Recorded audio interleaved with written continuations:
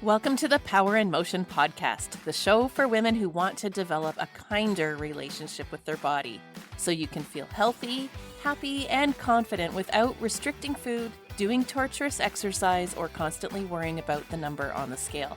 I'm your host, Kim Hagel, size-inclusive fitness specialist and certified non-diet health and life coach specializing in body image. This podcast is here to provide weight-neutral, health at every size aligned information and coaching on sustainable habits and mindset shifts so you can feel your very best in the body you have right now.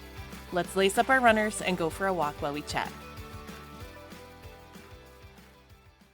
Hello, friends. Welcome back.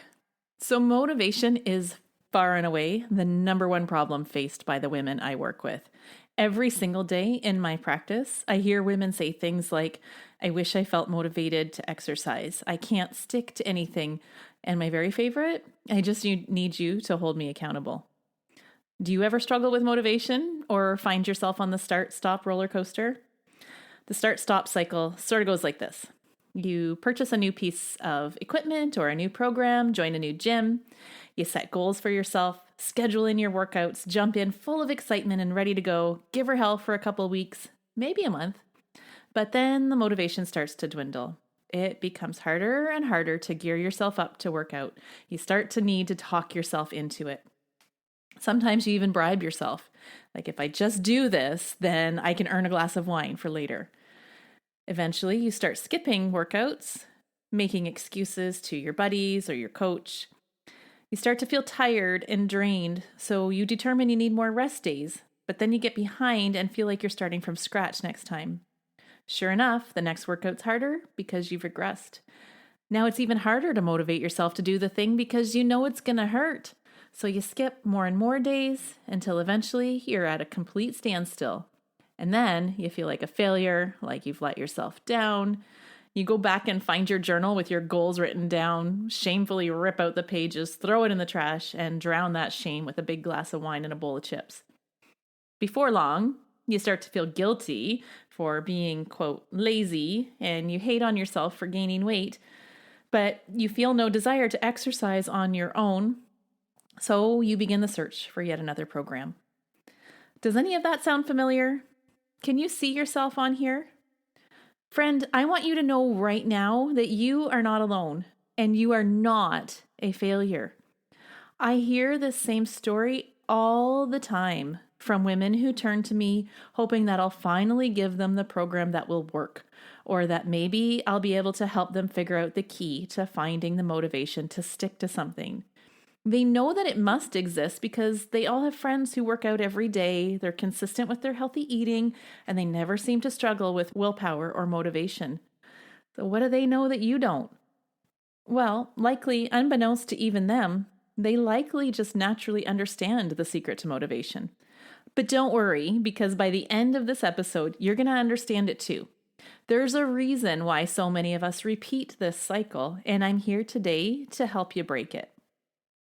But first, here are the top 5 reasons that I believe you struggle with motivation. Number 1, exercise feels like torture.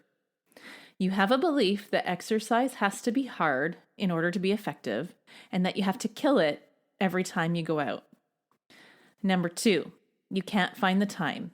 You believe you have to work out an hour a day, and if you can't do a full hour, there's no point. Number 3, you don't feel like you fit in. The programs that you've tried are either highly competitive or punitive. You don't feel good about yourself when you do them. You don't feel like you're as good as everybody else in the room, and you don't fit in. Number 4, you don't know what you're doing. You lack the skill and confidence to exercise on your own, and you don't know where to start. And number 5, you're focused on the outcome of losing or maintaining your weight. You believe that exercise is a means to an end, a way to burn calories or earn food. Do any of these sound like you? I can identify with all of them at various points in my past before I discovered Joyful Movement. So trust me when I say I totally understand how you're feeling. So today we're going to get into the science of exactly how motivation works, But I wonder if you can already start to see why you're struggling. I mean, it's pretty hard to feel motivated when you've got negative feelings and opinions about exercise, right? Okay, so let's take a little crash course in behavioral science. By understanding the science of motivation, you'll be equipped to really make it work for you instead of against you. So first up, a couple of important definitions. Did you know that there are actually two distinct types of motivation? First one, intrinsic motivation, is that deep desire from within to do something for the pure joy of doing it and the good feelings that it brings. This is the motivation we all want, but don't have and can't figure out why. Most of us make the mistake in thinking that we should just have this innately, and our lack of it means there's something wrong with us. Extrinsic motivation, on the other hand, is the desire to participate in a behavior for a reward of some type. This can include enjoying your workout buddies, the chance to win a prize, a performance goal like being able to complete a 5K or improve a health marker, or the desire to change your body shape or size, such as weight loss. Now, a classic framework called the self-determination theory, or SDT, concluded that we are most likely to feel that intrinsic motivation from within when three factors are present. And those three are: 1, we feel competent; 2, we feel like we're part of a group or a community; and 3, we're in control over the decisions about our physical activity. In other words, we have a choice. So to reiterate, if we like the activity, we feel like we're good at it, we enjoy the people that we're doing it with, and we feel like we have choices, we are much more likely to feel that internal, intrinsic motivation, that deep desire to participate.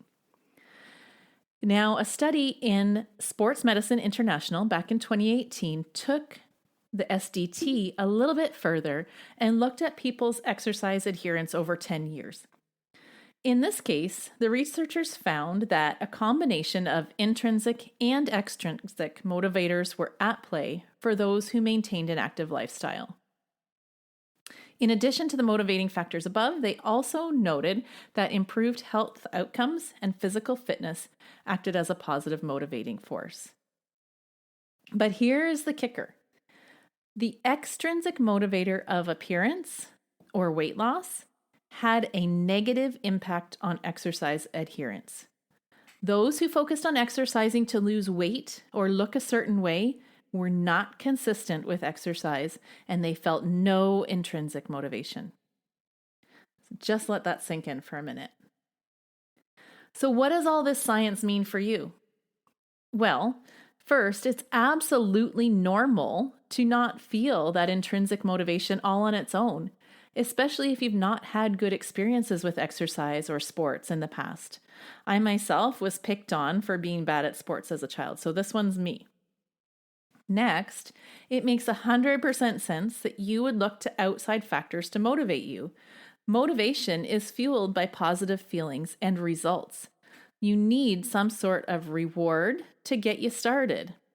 It just needs to be the right kind of reward. But in order for motivation to last, you need to cultivate that intrinsic motivation, which comes from positive feelings related to movement. So feeling successful, enjoying the activity, and being part of a community are what keep you going long term. When you start to feel different about exercise, you start to think differently. And if your thoughts are, this is fun and I feel good, you're much more likely to keep doing it. But most importantly, if we only focus on body goals when it comes to exercise, it's very unlikely that you will stick to your program and you're going to stay on the start-stop cycle. Negative thoughts about your body result in negative feelings about your exercise program. So, friend, can you see here where you've kind of got things backwards with motivation before? I want to reiterate to you that it's not your fault that you've been struggling with motivation for so long. You are not the problem. You are not a failure. This all has to do with diet culture. And if you're unfamiliar with the term, Diet culture is a widespread system of beliefs that values thinness as the ideal and the picture of health. Even if you don't identify as a dieter yourself, most of my clients don't. But I guarantee that you and all the other programs, trainers, gyms, and systems that you've tried are operating under its influence. Traditionally, in the fitness industry, the focus is primarily on weight loss and toning up, and not so much on helping you feel successful and enjoying the activity so you keep going on your own. Even though science has proven that weight loss and appearance goals have a negative effect on motivation. And I'm going to be bold here and say that that's exactly what they want. Because if you run out of motivation and, quote, fail, then you'll need to come back and purchase their service again and again and again. I'm willing to bet that all the times that you've quit or given up on your goals, it's because you were chasing health in the form of thinness and engaging in restrictive eating or hardcore exercise that you hated. It's not your fault. It's just diet culture at work. It's so deeply ingrained in us. It's usually all we know. In next week's episode, we're actually going to dive deep into diet culture. So if this is new for you, be patient. We're going to explore it in great detail next week. But suffice it to say that punishment, restriction, force, and chasing thinness are motivation killers. Changing your mindset towards exercise is the key to consistency. So, how do you drum up that motivation then? Well, joyful movement, of course. When we feel good and enjoy exercise, we're much more likely to feel motivated to participate. I mean, it kind of makes sense, don't you think? And I bet it sounds like a whole lot more fun. Now, at the same time, your brain is probably freaking out a little bit right now, questioning, how the heck do you even begin to change your mindset? Or why on earth would anyone engage in exercise if they weren't trying to lose weight? I get that you can't just flick a switch and start liking exercise if you've hated it your whole life. If you've never had a good experience exercising, it's going to take some time to get your head around joyful movement. And the idea of exercising without body goals of some sort might seem absolutely crazy. But stick around, because over the coming weeks, we're going to unpack exactly what joyful movement is and how to incorporate moving for pleasure into your life. In the meantime, you can go to the show notes and download the Motivation Secret.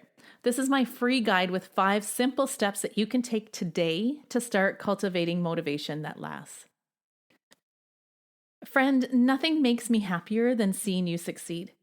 Watching my clients find joy in movement and developing that inner desire to independently go after their best life lights me up. It is my goal to set you free from diet culture for good. Until next week, I want to thank you so much for being part of this community.